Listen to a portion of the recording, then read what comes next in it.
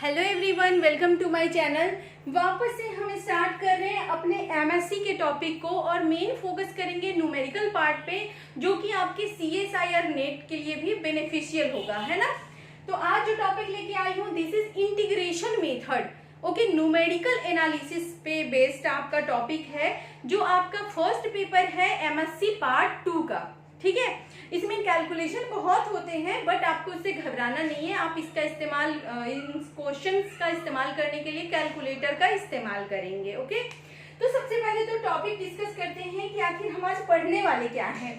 तो हम पढ़ने वाले हैं इंटीग्रेशन। जैसे मान लो कि कोई भी चीज का आप इंटीग्रेशन करते हो ना, लेट्स सपोज ये है आपका 1/1 प्लस एक्स स्क्वायर। ओके, अगर मैं बोलूँ नॉर्मली इसका इंटीग्रेशन करो तो आप कहते क्या हो कि 1/1 प्लस एक्स स्क्वायर dx जो है वो है आपका tan इनवर्स x, यानी कि 0 to 1 इसको इंटीग्रेट करोगे तो ये हो जाएगा आपका π/4, यानी कि 3.14 डिवाइड बाई 4, यानी लगभग इसकी वैल्यू आ जाएगी 0.4 और 4 8 32 और 5, यानी कि 0.785 इसकी वैल्यू है।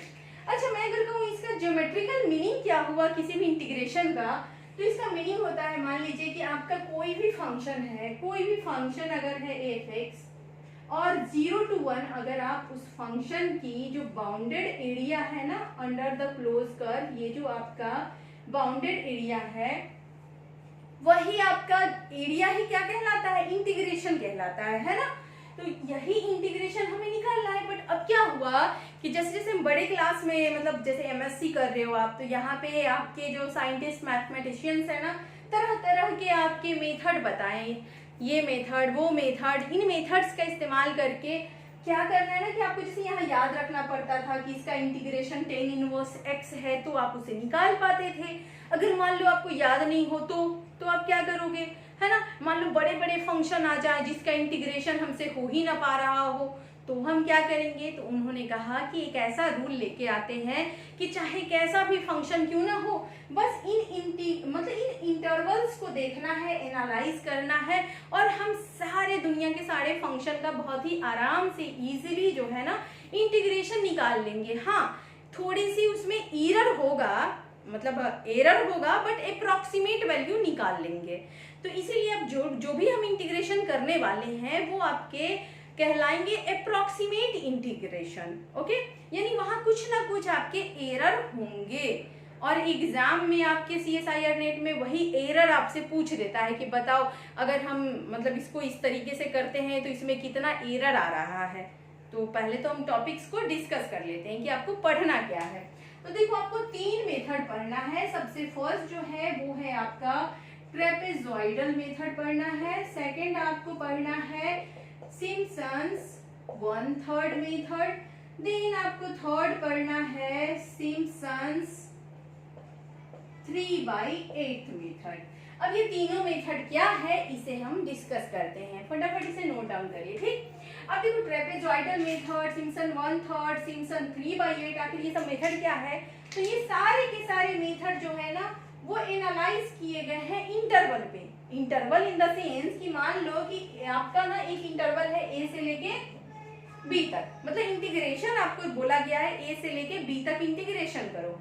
तो आप क्या करो ना, इस a को मान लो x0 और इसको मान लो xn, और इसके पार्टीशन करो। जैसे आप पार्टीशन करते आए हो, पार्ट 1 में हमने कितने जगह पार्टीशन किया, वेरिएशन में भी किया, रियल एनालिसिस में भी किया, तो यहाँ टोपोलॉजी में भी पार्टीशन किया। बट यहाँ क्या करना है ना कि जो पार्टीशन करेंगे उसमें हम हर इंटरवल के डिस्टेंस को सेम रखेंगे, अलग नहीं रखेंगे।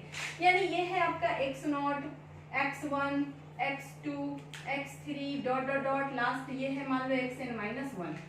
ठीक है, अब चूंकि यहाँ पे हम क्या कर रहे हैं, हर इंटरवल की लेंथ ना सेम ले रहे हैं, इसलिए मान लो ये सारे लेंथ क्या है, h है। ओके, अगर कोई आपसे पूछे कि बताओ पूरा जो है लेंथ ऑफ इंटरवल क्या है, total length of interval a to b क्या है, तो आप कहोगे b माइनस a, है ना। अगर मान लो नंबर ऑफ इंटरवल्स, मतलब जो आपने पार्टीशन किया, या नंबर ऑफ पार्टीशन बोल दो, n, आपने n टुकड़े किए इसके, देन कोई अगर आपसे पूछ दे what will be the length of each interval, length of each interval, तो आप यही कहोगे ना कि टोटल लेंथ यानी कि b माइनस ए और divide by number of intervals. तो ये क्या आपका निकल गया h। हर एक इंटरवल के लेंथ को हमने क्या कहा है, h कहा है। ओके, सो अब ध्यान से देखो कि हमें ना बस इस कंसेप्ट को यूज करना है और इन तीनों को देखेंगे कि ये आपके मेथड्स क्या हैं। ओके, फटाफट इसे नोट करिए, फिर हम आगे डिस्कशन करते हैं, ठीक है।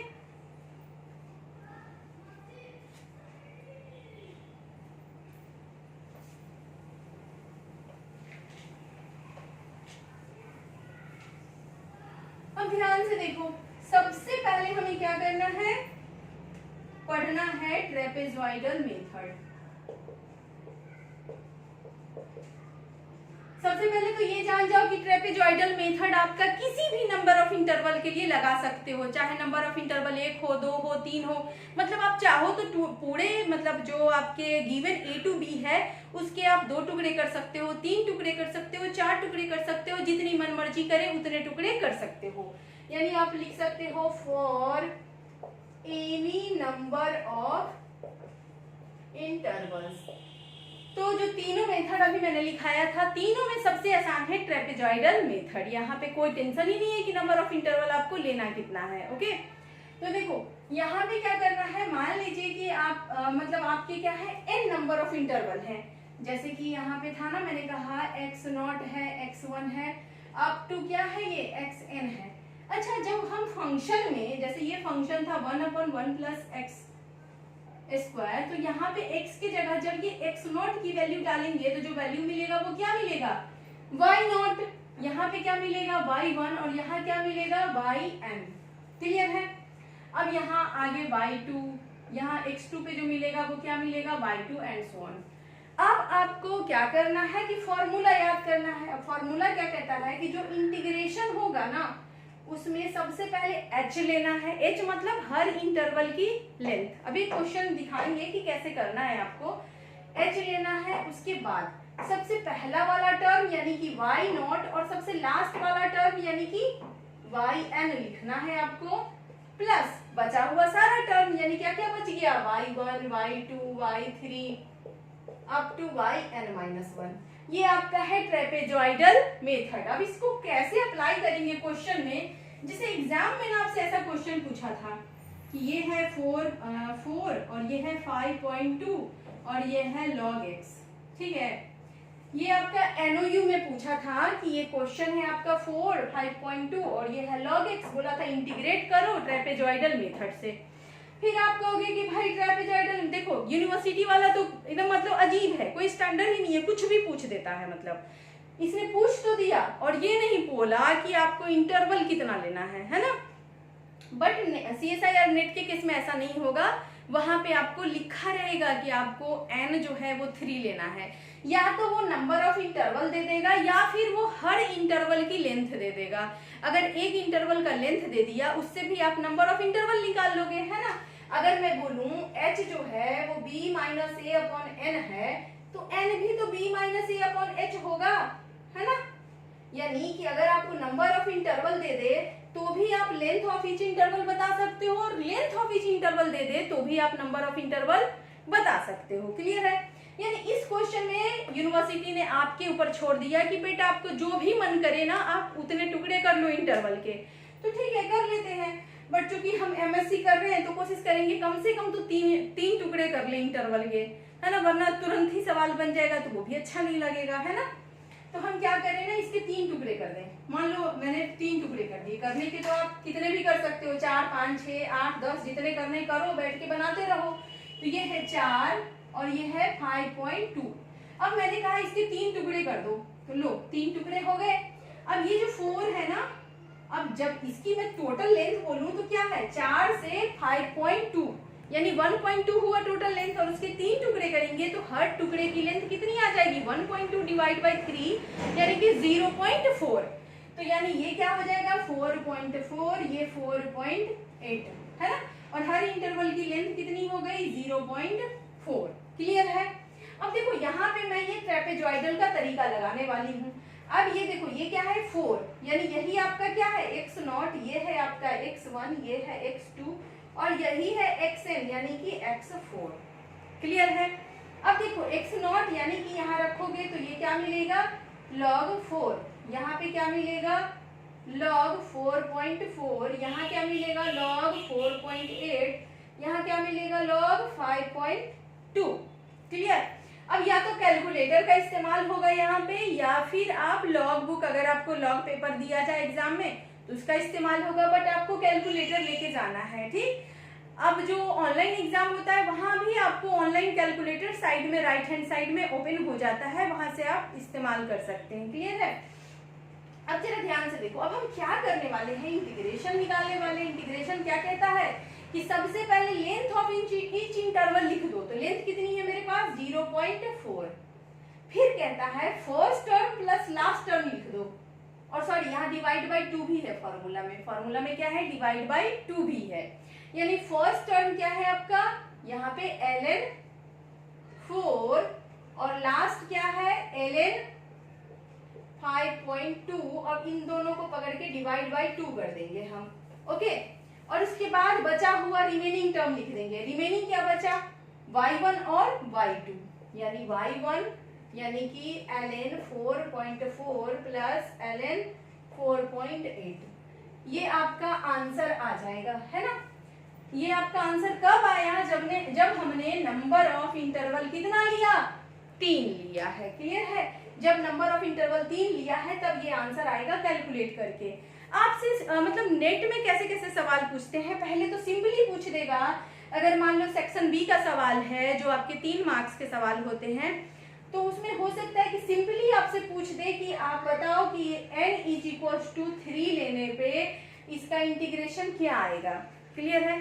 ऐसा भी पूछ सकता है कि बताओ n = 3 लेने पे जो भी आंसर आया उस आंसर में क्या आपके एरर हैं।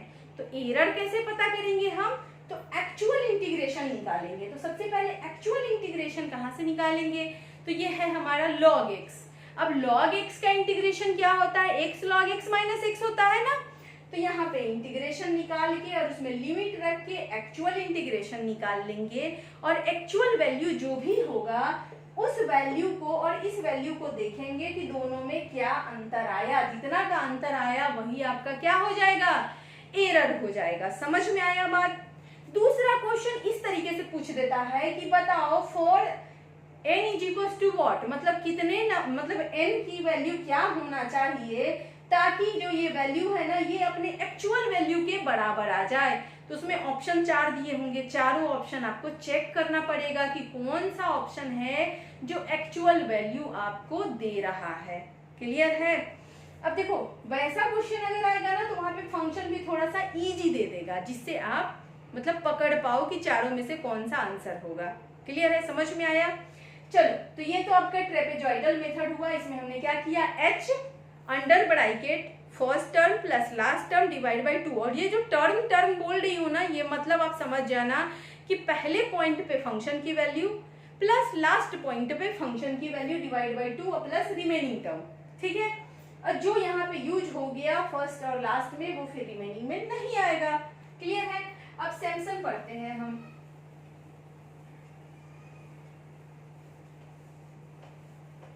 अब देखो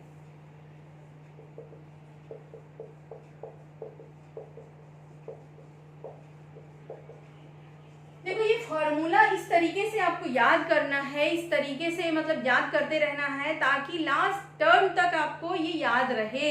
CSIR के नेट में भी आपको ये फॉर्मूला आप विजुअलाइज कर पाओ कि क्या था ये फॉर्मूला। ठीक है। अब देखो सैमसन 1/3 मेथड क्या कहता है कि पहले तो जान जाओ कि क्या ये सारे जगह लगेगा। अगर हम किसी इंटरवल को 2 टुकड़े कर दे, 3 टुकड़े कर दे, 4 टुकड़े कर दे, 5 टुकड़े कर दे, जितने मन मर्जी आए उतने टुकड़े कर दे, तो क्या हम सैमसन 1/3 लगा लेंगे, तो नहीं। वहां पे ट्रेपेजॉइडल में आंसर था हाँ, अब जितने मन चाहे उतने इंटरवल के टुकड़े कर दो और लगा लो।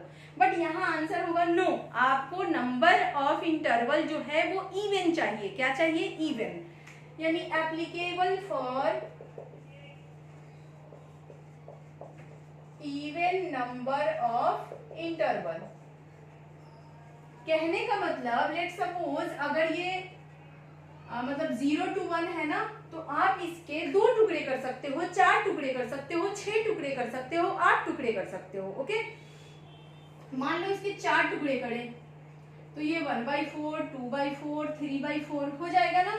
और मान लो कोई फंक्शन है 1/1 प्लस एक्स स्क्वायर 0 to 1, ऐसा कोई फंक्शन है, तो यहाँ पे ये क्या हो जाएगा? 0 पे 0 यानी ये क्या है? x नॉट है। यहाँ पे जब हम निकालेंगे तो क्या मिलेगा? y not. यहाँ x की वैल्यू 0 रख के जो वैल्यू आएगा वो क्या हो जाएगा? y not. x की वैल्यू 1/4 रखोगे तब जो वैल्यू आएगा वो क्या हो जाएगा? y1।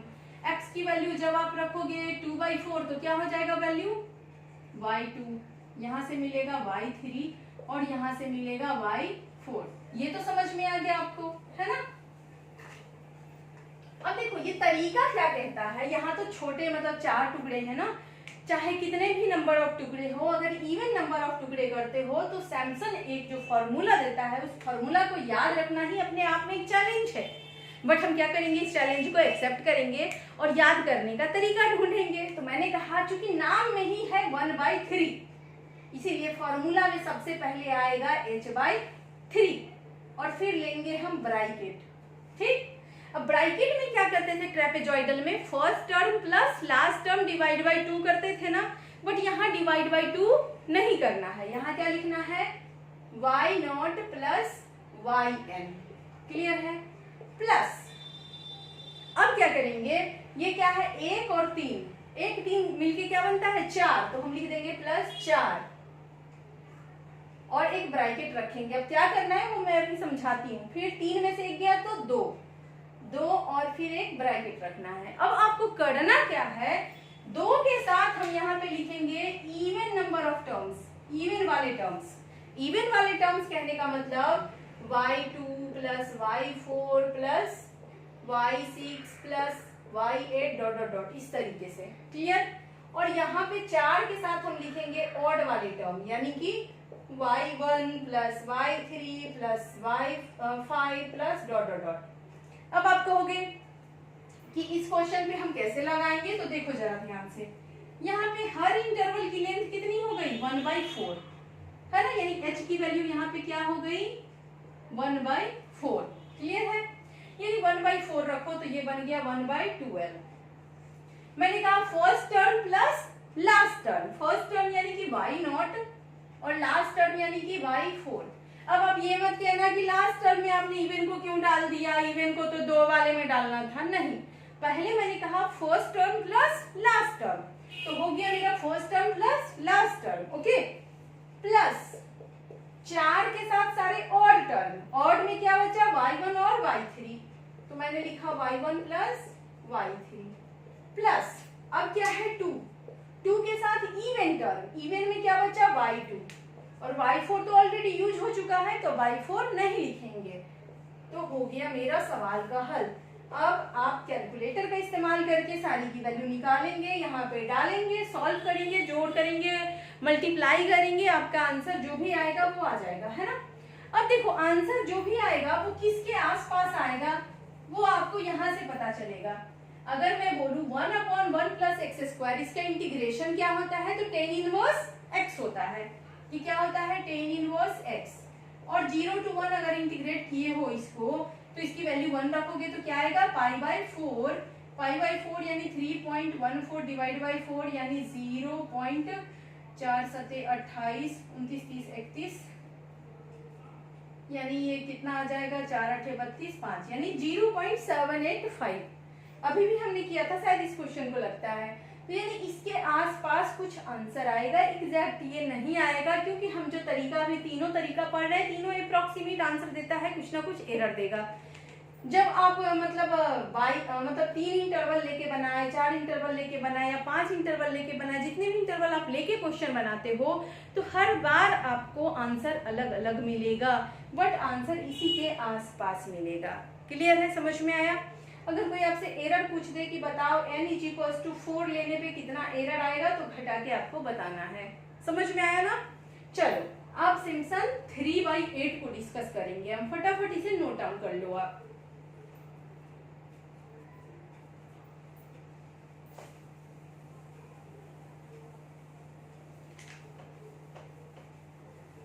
सिम्पसन 1/3 में क्या याद रखना था? h/3 plus first term plus into में first term plus last term plus 4 के साथ ऑड वाले टर्म और 2 के साथ इवन वाले टर्म। ठीक है,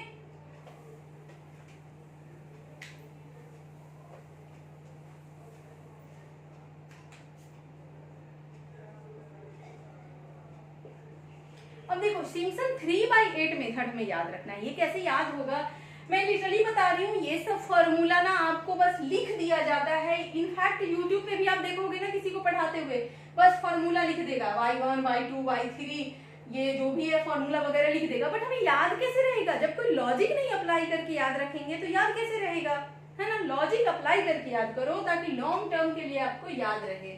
अब देखो ये 3/8 मेथड हमें पढ़ना है, तो ये लगेगा कहाँ? तो पहले देखो जरा, जो 1/3 था वो इवन नंबर ऑफ इंटरवल पे लग रहा था और 3/8 है वो कहाँ लगेगा? तो ये लगेगा एप्लीकेबल फॉर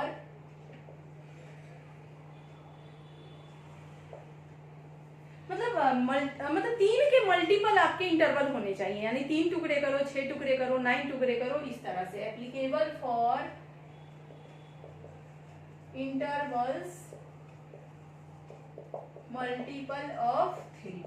ओके, कहने का मतलब अगर ये 0 से 1 है तो इसके या तो मैं 3 टुकड़े करूंगी, 6 करूंगी या 9 करूंगी। क्लियर है?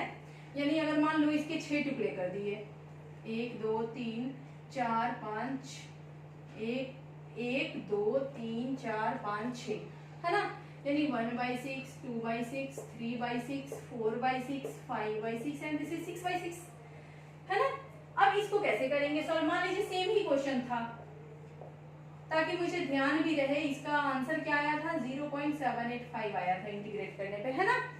अब मान लो इसको कहता क्या है, ये बोल रहा है कि आप ना इसके रिगार्डिंग निकालोगे तो y0 मिलेगा, यहाँ y1 मिलेगा, y2 मिलेगा, y3 मिलेगा, y4 मिलेगा, y5 मिलेगा और y6 मिलेगा। ओके, अब आपसे कह रहा है कि देखो 3/8 है ना, क्योंकि रूल में ही लिखा है 3/8 रूल, यानी सबसे पहले करना है आपको 3h/8। क्या करना है? 3h/8 और under bracket first term plus last term. यहां तक आपका सिमिलर है सिम्पसन 1/3 से, है ना। First term plus last term. अब वहां क्या आता था? 4 2, बीच में 4 फिर 2, 4 के साथ एक ब्रैकेट रहता था, फिर 2 के साथ एक ब्रैकेट रहता था। यहाँ क्या आएगा? तो यहाँ पे आपका आएगा 3 और 2, मतलब 3 के साथ एक ब्रैकेट होगा और एक ब्रैकेट 2 के साथ होगा। वहां था 4 2, यहाँ है 3 2। क्लियर? अब जो 2 है ना, 2 के साथ हम उन चीजों को लिखेंगे जो होगा आपका मल्टीपल ऑफ 3। फॉर्मूला याद रखने का तरीका बता रही हूं मैं।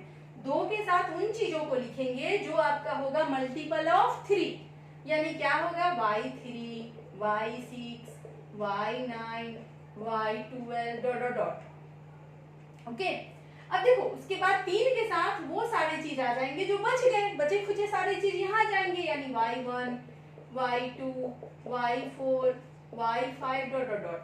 क्लियर है? अब देखो इसी चीज को हम यहाँ अप्लाई करके दिखाते हैं आपको कि यहाँ आके फॉर्मूला को अप्लाई कैसे किया जाता है। तो यहाँ देखो h की वैल्यू क्या हो गई? 1/6। क्लियर? तो यहाँ 1/6 रख दो, तो ये हो गया 3/8 इंटू 1/6। ठीक है, अब ब्रैकेट के अंदर क्या है? First term plus last term, यानी कि y0 प्लस y6 प्लस 3 के साथ रिमेनिंग टर्म है और 2 के साथ है इवन नंबर ऑफ टर्म। तो सबसे पहले 2 वाला लिख लेंगे, बचा खुचा यहाँ लिख देंगे। ठीक, 2 के साथ इवन नहीं है, 3 के मल्टीपल वाले टर्म है, यानी 3 के मल्टीपल क्या क्या होता है? y3 होता है और y6 होता है, बट y6 तो ऑलरेडी यूज हो गया, तो क्या होगा? y3, सिर्फ और सिर्फ y3। बचे हुए टर्म यहाँ लिख दो आंख बंद करके, y1 y2 y4 y5। And now आपका वही काम है कि आप सारे वैल्यू को निकालोगे, सब जगह रखोगे, जोड़ोगे, गुना करोगे और जो आंसर आएगा वो आपका आंसर आ जाएगा। क्लियर है ये चीज?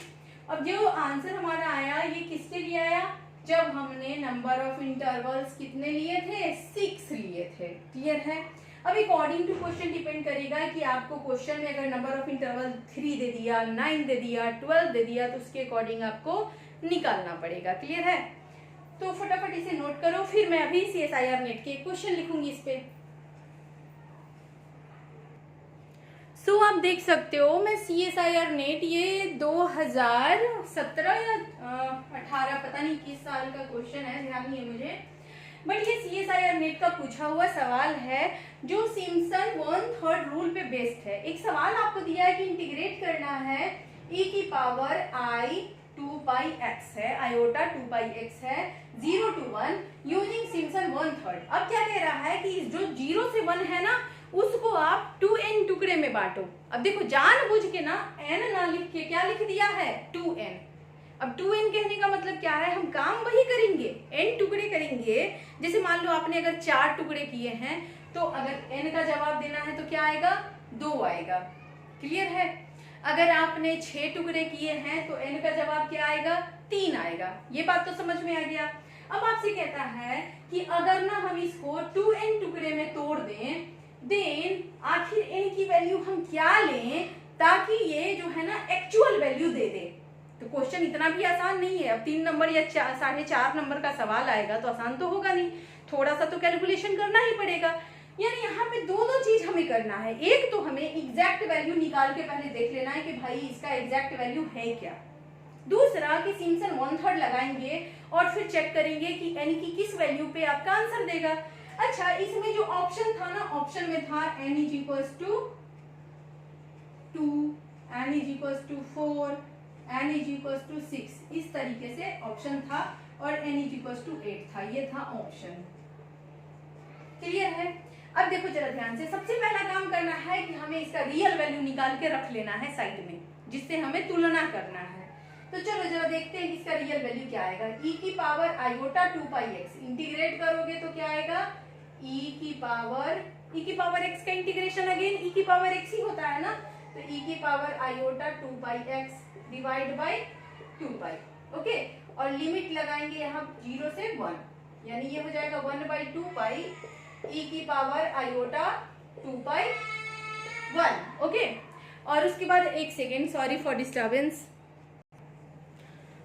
सॉरी फ्रेंड्स, थोड़े से बच्चे परेशान कर रहे थे। ओके, सो ये हो गया 1/2 पाई। ओके, e की पावर आयोटा 2 पाई और एक बार हमने 1 रख दिया यहाँ पे। ठीक है, अब एक बार जब 0 रखेंगे ना तो ये क्या हो जाएगा? 1 हो जाएगा। ओके, अब इसको फर्दर सॉल्व करेंगे। अब आप जानते हो ना कि e की पावर आयोटा थीटा आपका क्या होता है? ये होता है साइन थीटा, सॉरी e की पावर आयोटा थीटा जो है ये है cos theta plus iota sine theta, है ना। तो ये आपका क्या हो जाएगा? थीटा की जगह 2 पाई है ना, तो ये है 1/2 पाई। चलो cos 2 पाई रखोगे यहाँ पे तो ये आपको क्या मिल जाएगा? -1 और प्लस में साइन 2 पाई रखोगे तो ये 0 हो जाएगा, है ना। सॉरी देखो इतना हड़बड़ाएंगे ना तो गड़बड़ हो जाएगा। देखो ये है मतलब एक बार cos का टर्म मिलेगा यहाँ से और एक साइन का टर्म मिलेगा, साइन के साथ आई रहेगा। ठीक है, अब चूंकि हम बच्चे वाले क्लास में तो है नहीं कि एक एक चीज को जोड़ जोड़ के करें, डायरेक्ट करेंगे। ठीक है, cos जब 2 पाई लेंगे तो देखो आपको पता है ना कि cos में अगर n पाई लेते हैं हम तो इवन पाई लेते हैं तो आपको 1 मिलता है, ऑड पाई लेते हैं तो आपको -1 मिलता है ना। तो यहाँ पे आपको जब 2 पाई है तो 2 पाई पे ये मिल जाएगा आपका 1 और साइन 2 पाई तो 0 होगा, साइन n पाई 0 होता है, तो यहाँ से ये वाला टर्म मिल जाएगा 0। अब ये है 1 और यहाँ से ये है -1, यानी ये क्या हो जाएगा? 0, यानी टोटल इंटीग्रेशन की वैल्यू क्या आ गई? 0। यहाँ तो कोई डाउट नहीं है ना। यानी कि आपको देखना है कि कौन से n की वैल्यू 2, 4, 6, 8 इनमें से क्या n की वैल्यू लें कि आपका इंटीग्रेशन 0 आ जाए। क्लियर? तो सबसे पहले ऑप्शन में 2 है, इसलिए हम पहले क्या करेंगे, 2 लेंगे। अब 2 लेने का मतलब ये नहीं है कि 2 टुकड़ा कर रहे हो आप, इसने कहा 2n टुकड़ा, इस पे भी ध्यान दो, यानी कि आपको टुकड़ा कितना करना है, 4। यानी आपने लिया 0 से 1 और इसके करोगे आप 4 टुकड़े, है ना। ये हो गया 1/4, ये हो गया 2/4, ये हो गया 3/4। आपने इसके 4 टुकड़े कर दिए। अब क्या करना है आपको, सिम्पशन लगाना है 1/3। सिम्पशन 1/3 क्या कहता है कि h/3 करो, ठीक है। अब h/3 यानी कि h कितना हो गया, 1/4, यानी ये क्या हो जाएगा आपका 1/12, ठीक। First term plus last term यानी कि y0 प्लस y4, क्लियर है। प्लस उसके बाद क्या करना था, सिम्पसन 1/3 में क्या था, 4 और 2, 4 मतलब 4 के साथ हम ऑड वाला लेते थे, यानी कि 4 और ऑड क्या बच गया आपका 1 और 3, y1 प्लस y3 और 2 के साथ क्या आ गया आपका इवन वाला कुछ बचा है आपके पास y2, है ना, y2 ही तो सिर्फ बचा। अब हम क्या करेंगे, सबकी वैल्यू रखेंगे। अब रखेंगे कैसे, तो पहले तो निकाल लेंगे। चलो y0 बताना जरा क्या होगा। y0 कहने का मतलब कि यहाँ पे आप x की वैल्यू क्या रख रहे हो, 0। जब x की वैल्यू 0 रखोगे तो e की पावर 0, यानी क्या आएगा, y0 की वैल्यू 1 आएगा। ओके, अच्छा चलो y1 निकालते हैं। y1 निकालने का मतलब यानी x की वैल्यू, देखो मैं शॉर्ट में बता रही हूँ थोड़ा सा। y1 निकालने के लिए x की वैल्यू हम क्या रखेंगे यहाँ पे 1/4, यानी ये हो जाएगा π/2। अब e की पावर है π/2, और मैंने यहाँ भी बोला ना कि शॉर्ट में जल्दी जल्दी कैसे करेंगे, e की पावर π/2, एक बार cos वाला टर्म मिलेगा, और cos π/2 क्या हो जाता है आपका, cos π/2 0, और जब साइन के साथ आयोटा मिलके जाएगा तो π/2 sin π/2 कितना होता है 1, यानी ये क्या हो जाएगा y1 की वैल्यू आपका आयोटा। क्लियर है यहाँ पे। अब देखो y2 यानी x2 की वैल्यू कितनी है आपकी 1/4,